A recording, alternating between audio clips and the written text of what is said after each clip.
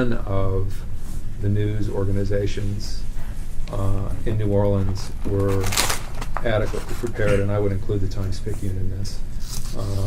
It was a crippling event for news gatherers,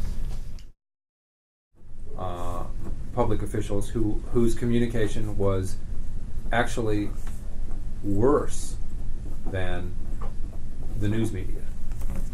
The police could not communicate the fire. No one could talk to each other. No one, there were examples of the police using WWL to find each other, which is just enraging when you think about it. Another amazing story. It literally run out of a trailer on the West Bank, and one of the two Spanish language broadcasters and the guy and one of his assistants, the owner and one of his assistants, stayed as long as they could.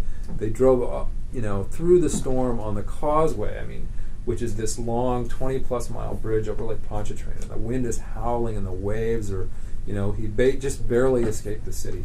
He got back into the city, and his tower was still up. He was able to power up on a generator. As soon as they started the generator, the phones started flashing. Someone had been with their radio on waiting for the Spanish language broadcaster to come back up. And they ran, and he literally said, "We're here, but we've only got about 5 gallons of gas." And listeners started bringing gasoline to the station to power the generator. I think the opinion of what New Orleans was formed in the very early days by the cable news footage of what was happening here.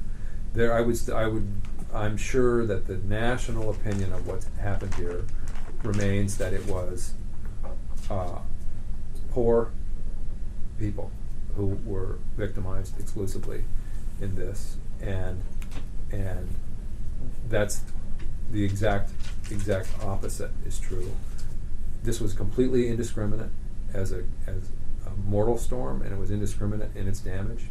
It was all social classes and all races, and it was and the earliest reporting created an opinion of what happened here that is still not correct, and that's actually, in my cynical opinion, hurting the city's